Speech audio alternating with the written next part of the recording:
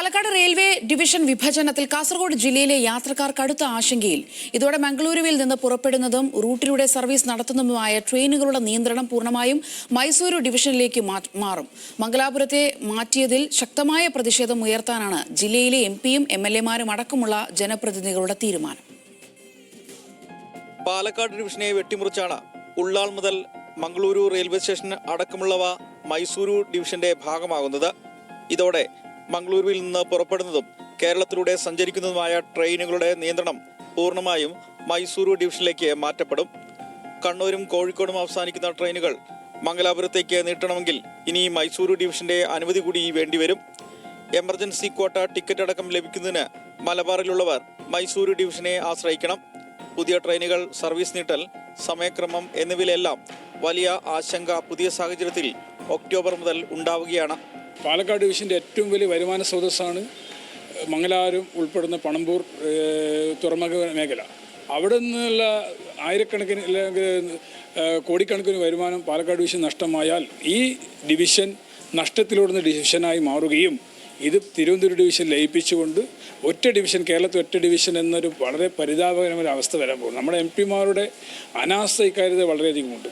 Palakkad division വെട്ടിമുറിച്ചുകൊണ്ട് Salem division ഉണ്ടാക്കുകയാണ്. Palakkad railway ഡിവിഷന്റെ കീഴിൽ ഏറ്റവും അധികം വരുമാനമുള്ള പനമ്പൂർ സ്റ്റേഷൻ അടക്കം മൈസൂരു ഡിവിഷനിലേക്ക് മാറ്റപ്പെടും.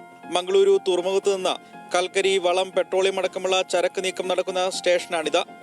മംഗളൂരു സെൻട്രൽ സ്റ്റേഷനും മാറ്റപ്പെടുന്നതോടെ വലിയ വരുമാന നഷ്ടമാണ് പാലക്കാട് ഡിവിഷന് ഉണ്ടാവുക.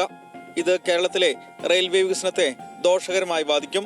കാസർഗോഡ് ജില്ലയിലെ ജനപ്രതിനിധികൾ ദീർഘനാളായി ആവശ്യപ്പെടുന്ന കുമ്പളയിലെ സാറ്റലൈറ്റ് സ്റ്റേഷന്റെ സാധ്യതയും ഇതോടെ ഇല്ലാതാവുകയാണ്.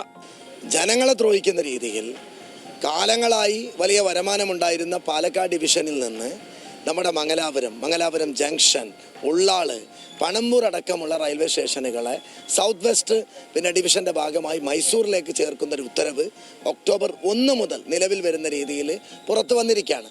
ഇവിടെ ഒരു പിറ്റ് ലൈനും സ്റ്റാബിൾ ലൈനും കൊണ്ടുവന്നാൽ 100% നമ്മുടെ തിരുവനന്തപുരത്ത് കൊച്ചുവേളി റെയിൽവേ സ്റ്റേഷൻ പോലെ സാറ്റലൈറ്റ് റെയിൽവേ സ്റ്റേഷനാക്കി ഇത് മാറ്റാനുള്ള വലിയ സാധ്യതകളുള്ള സമയത്താണ് സമ്പൂർണ്ണമായി ഇത് തകർക്കാനുള്ള, ജനങ്ങളെ ദ്രോഹിക്കാനുള്ള ഇത്തരത്തിലൊരു ഉത്തരവുമായി റെയിൽവേ ഇറങ്ങിയിട്ടുള്ളത്. സംസ്ഥാനത്തിന്റെ വടക്കേറ്റത്തുള്ള ടെർമിനൽ സൗകര്യം കൂടിയാണ് വെട്ടിമുറിക്കലിലൂടെ ഇല്ലാതാവുന്നത്.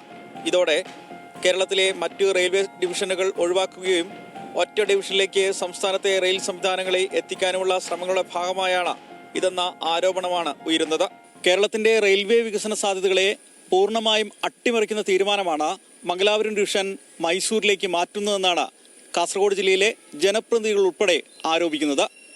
അടിയന്തരമായി സംസ്ഥാന കേന്ദ്ര സർക്കാരുകൾ ഇതിൽ ഗൗരവമായ ഇടപെടലുകൾ നടത്തണമെന്നാണ് ഇവർ ആവശ്യപ്പെടുന്നത്.